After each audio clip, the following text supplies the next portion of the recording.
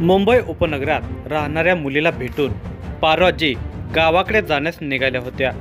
शहरापासून 40 किलोमीटर लांब असणाऱ्या गावात जाण्यासाठी पारवाजीला राज्य परिवहन महामंडळाची बस किंवा खाजगी टॅक्सीचाच आधार होता। मात्र दुपारी बस स्टँडवर कोणीच सहप्रवासीही नव्हते किंवा बस टॅक्सी देखील आली नव्हती। पारवाजी बसची वाट बघून कंटाळली होती। असाच अर्धा तास वाट पाहण्यात गेला होता। त्याचवेळी दुचाकीवरून एक दिशीतला युवक त्या आजीजवळ आला। आजी कोणत्या गावाला जायचे असे त्या युवकाने विचारले। पारवाजीनेही कोणते आडेवेळे न घेता गावाचे नाव सांगत बसची वाट पाहत असल्याचे सांगितले। युवकाने दुचाकी रस्त्याच्या बाजूला लावत पारवाजीसोबत गप्पा मारण्यास सुरुवात केली।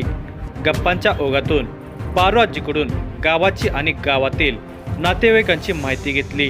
त्यानंतर पारवाजीनेच सांगितलेल्या ओळखीचे लोक आपल्याही ओळखीचे असल्याचे युवकाने सांगितले। गप्पांच्या ओघात युवकाने पारवाजीला गावाला सोडण्याचे सांगत दुचाकीवर बसवले।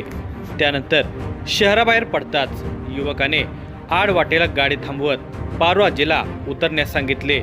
आजी खाली उतरताच युवकाने आजीच्या गळ्यातील आणि हातातील सोन्याचे दागिने ओरबाडण्यास सुरुवात केली।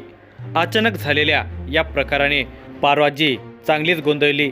तिने विरोध करण्याचा प्रयत्न केला, मात्र युवकाने तिला धक्काबुक्की करून तिच्याकडील सोन्याचे दागिने घेऊन पोबारा केला। पारवाजीने कसेबसे घर गाठले। त्यानंतर घरी हकीकत सांगितल्यानंतर नातलगांनी तिला पोलीस ठाण्यात नेत गुन्हा दाखल केला। पोलिसांनी तपास सुरू केला। संशयिताचा शोध सुरू असतानाच दुसऱ्याच दिवशी याचप्रमाणे पुन्हा एका वृद्धेस लुटल्याचा प्रकार उघडकीस आला। घडलेला प्रकारही सारखाच असल्याने संशयित एकच असल्याचा पोलिसांना अंदाज आला। यानंतर पोलिसांनी रेखाचित्र तयार केले। जवळच्या सर्व पोलीस ठाण्यांना ते रेखाचित्र पाठवून संशयिताचा शोध सुरू केला।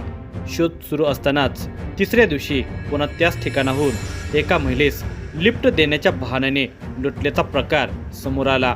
सलग 3 दिवस घडलेल्या या घटनांनी पोलीसही गोंधळून गेले होते।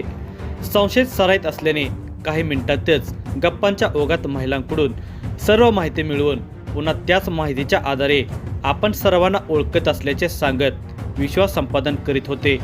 त्यानंतर लिफ्ट देण्याच्या बहाण्याने निर्जन स्थळी नेत लुटमार करत असल्याचे पोलिसांच्या लक्षात आले होते।